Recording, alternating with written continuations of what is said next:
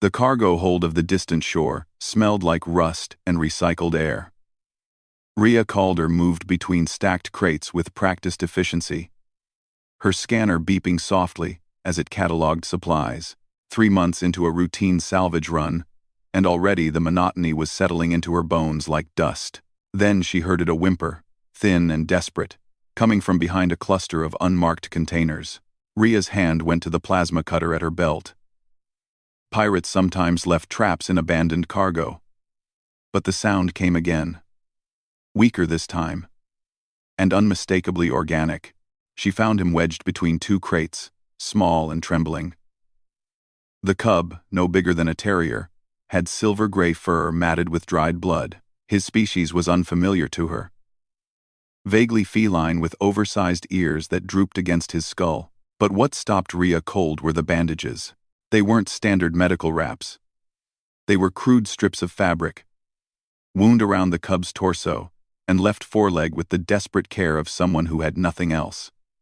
Someone who had tried. "Hey there, little guy," Rhea whispered, crouching low. "Let's get you somewhere safe."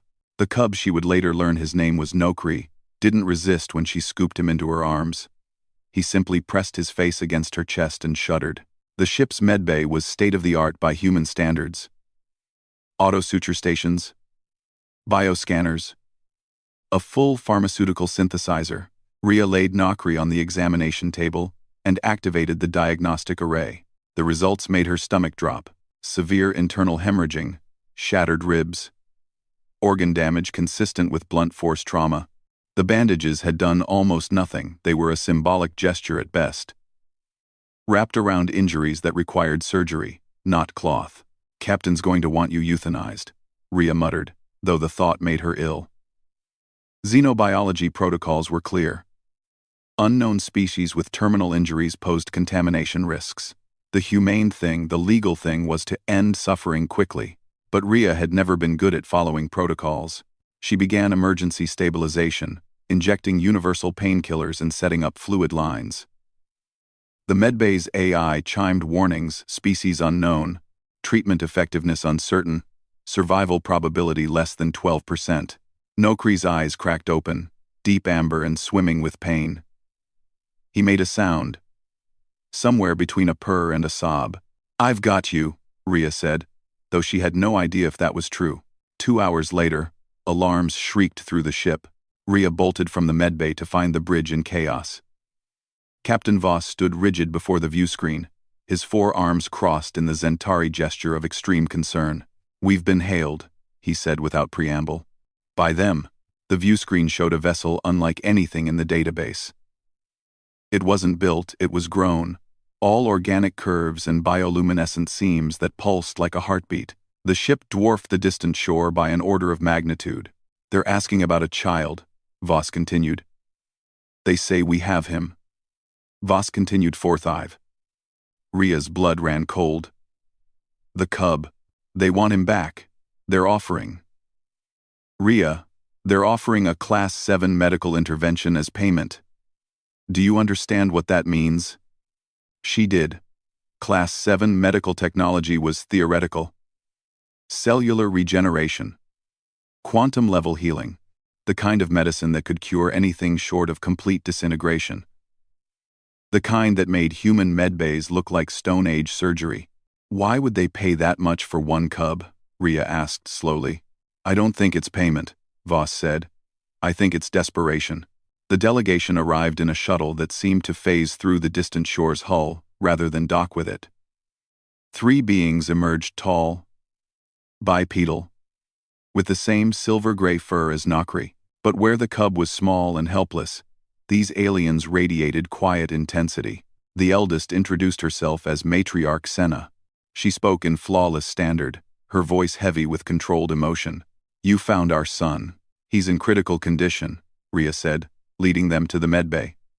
"I've stabilized him," but Senna's reaction, when she saw Nokri, was not what Rhea expected.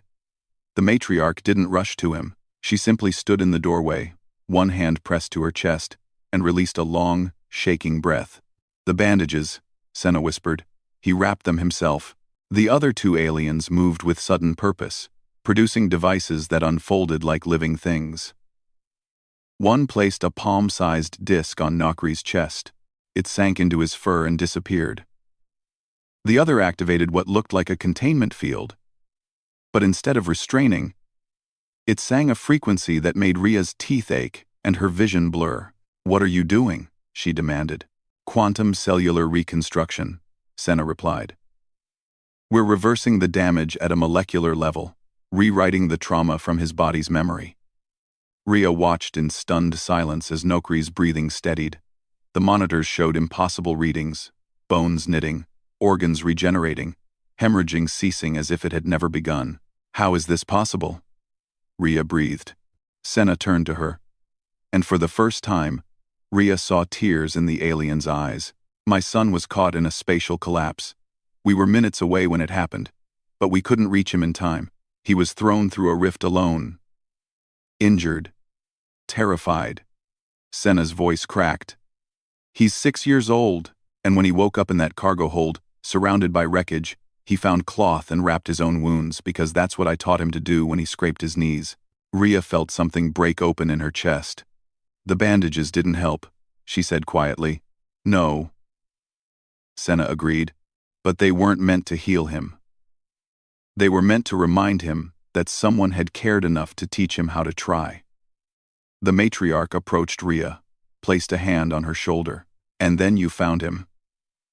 You brought him here. You gave him painkillers and fluids, and hope when your own technology told you he would die. It's what anyone would do," Ria said. Senna's laugh was sad and knowing. "No. It's what humans do.